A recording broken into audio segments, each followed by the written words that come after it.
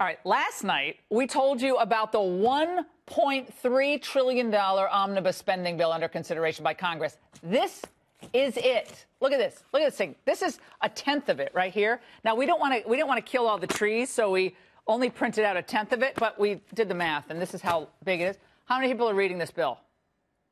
No one's reading the bill. This is what it is, okay? This is the Republican Congress. It's a business-as-usual spendorama at a time when voters expected just the opposite from a president who campaigned against the corruptocrats in D.C. Well, with the sequester caps gone, Republicans, what are they doing today? They're linking arms with Democrats. Yes, they're spending more on things we should not be funding at all, and things the president vowed to defund. So how on earth do Republicans expect the voters to turn out in November for them if they can't live up to the basic precepts of what they campaigned on?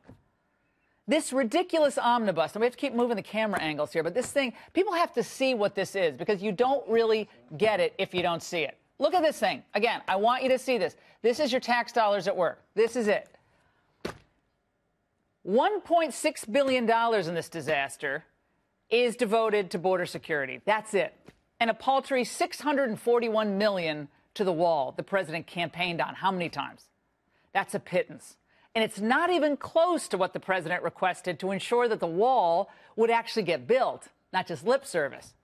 Well, last night I raised this concern and others to Majority Whip Steve Scalise. This is an opportunity, Congressman, to defund sanctuary cities and to get the real money for the wall that the president campaigned on, and he won the election on that wall. Defund Planned Parenthood, $500 million. I know you agree with me on this, but $500 million to Planned Parenthood. The Republicans are in charge, and they punt it. That is mind-boggling. Well, hold on a second. All right. Well, we didn't hear what he said there, but he was trying. He agrees with us, but well, perhaps the president was actually watching the angle. I hope so. Earlier today, he reconsidered his support of the omnibus bill, and he called Speaker Paul Ryan and Majority Leader McConnell to the White House for a meeting. Now, in a statement, White House Press Secretary Sarah Sanders announced the president and the leaders discussed their support for the bill, which includes more funds to rebuild the military, such as the largest pay raise for our troops in a decade, more than 100 miles of new construction for the border wall, and other key domestic priorities like combating the opioid crisis and rebuilding our nation's infrastructure. Now, this is curious. Ryan and McConnell obviously pushed the president to support this bill, and they're right, there are some good things in the bill. But the big push was, Mr. President, you cannot afford a government shutdown on Friday. Now, that's how they always do it. They make you agree to blow your promises and your principles by putting a gun to your head. Oh, this will be terrible. You shut the government down. Look, it pains me to say this, but the president is buying a pig in a poke here. He won on calling out the establishment, on naming names. Yes, even it would have made things uncomfortable. So I have a question. Where did that Donald Trump go? And where does all our money go in this bill that's too big for even us to show on camera regularly? Well, it's money, by the way, that we don't have. We're either going to have to borrow from China, Japan, or Germany, et cetera, or print. But where does it go in this discretionary part of this spending leviathan?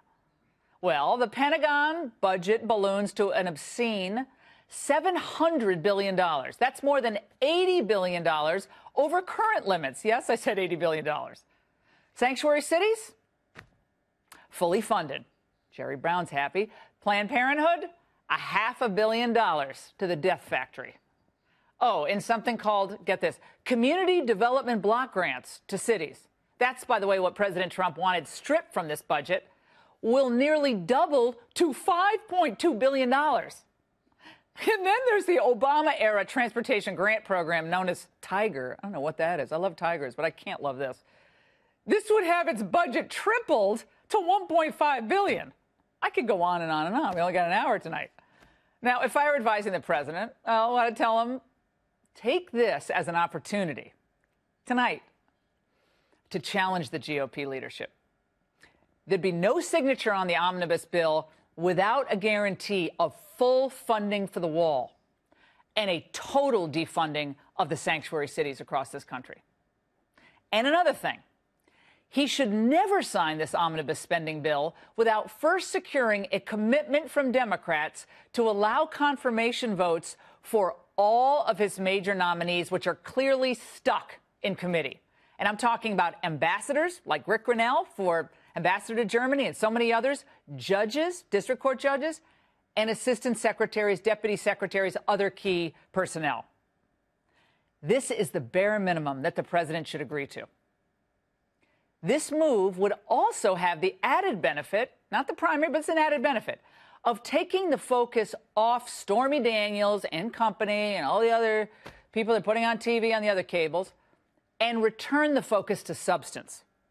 That's where Trump does best. The American people did not elect Trump or the GOP Congress to fill the swamp. We elected them to drain it.